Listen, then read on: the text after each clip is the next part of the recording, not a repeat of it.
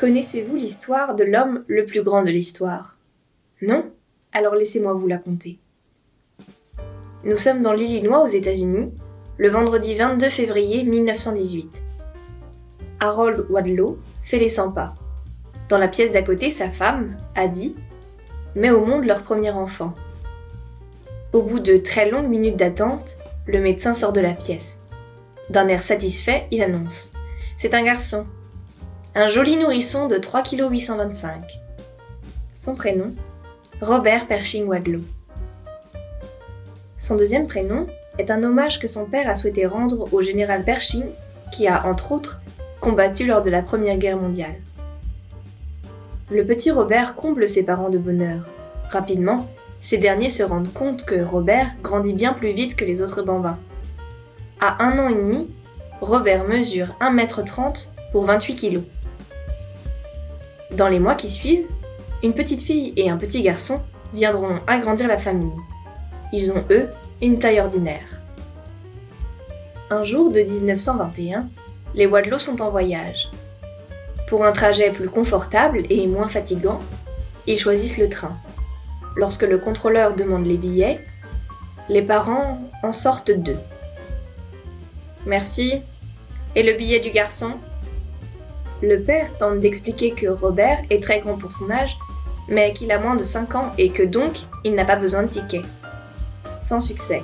Le contrôleur qui pense à une mauvaise blague menace de faire sortir la famille à la prochaine gare, s'il ne paie pas une place à Robert. En 1923, Robert vient tout juste de rentrer à l'école, il a 5 ans. Pour l'occasion, ses parents se rendent chez le tailleur. Le costume qu'ils y achètent est normalement destiné au jeune homme de 17 ans. En 1927, un premier article est écrit dans le Saint-Louis Globe démocrate. Robert n'a que 9 ans. Il approche des 2 mètres et les médias commencent déjà à s'intéresser à lui. Robert rend fier ses 2 parents. L'école fonctionne très bien pour lui et il fait de sa différence une force. Malgré sa grande taille, il est un garçon comme les autres. Il a des amis, il est scout et il fait même partie du club de basket. C'est étonnant, n'est-ce pas ? À l'âge de 15 ans, Robert commence vraiment à faire parler de lui jusqu'à rencontrer le gouverneur de Géorgie. En 1933 puis 1937, il devient respectivement l'homme le plus grand des États-Unis, puis l'homme le plus grand du monde. Il mesure alors 2,58 m. Il commence à se faire reconnaître et en tire quelques avantages. Des laissez-passer, du succès auprès des filles, et il devient même l'égérie d'une marque de chaussures. L'entreprise International Shoe Company cerne le potentiel marketing d'un homme aussi grand. Elle lui propose donc la gratuité de ses paires de chaussures. En échange, Robert devra faire une campagne publicitaire dans tout le pays. C'est un réel avantage financier pour les Wadlow. Une paire de chaussures taille 67 est très coûteux. Et Robert grandit encore. Ses chaussures ne lui vont que quelques mois. Alors Robert entame avec son père une tournée dans les États-Unis. Elle comprend la visite d'environ 800 villes, dans 41 États différents.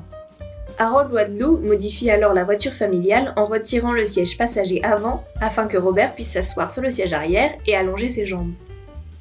Courant novembre 1938, il est reçu à l'université du Kansas afin d'être présenté devant un corpus de médecins et d'étudiants.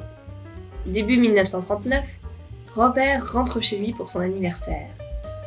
Il y reste quelques jours et reçoit chez lui la visite d'un certain Dr Humbird qui lui propose une opération du cerveau.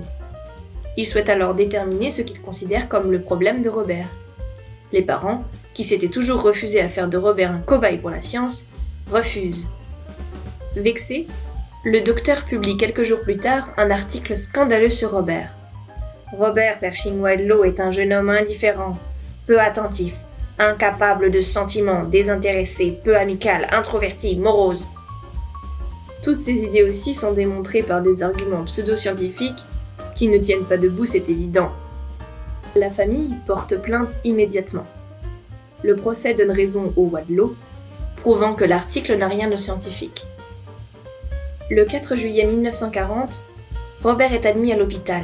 Un peu plus tôt, il a perdu connaissance. L'examen médical révèle que Robert a une infection sévère au pied, due à un mauvais ajustement de ses prothèses orthopédiques.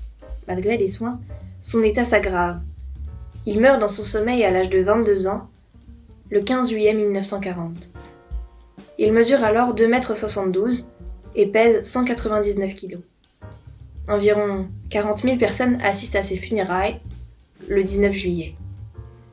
Depuis ce jour, Robert est et reste l'homme le plus grand de l'histoire.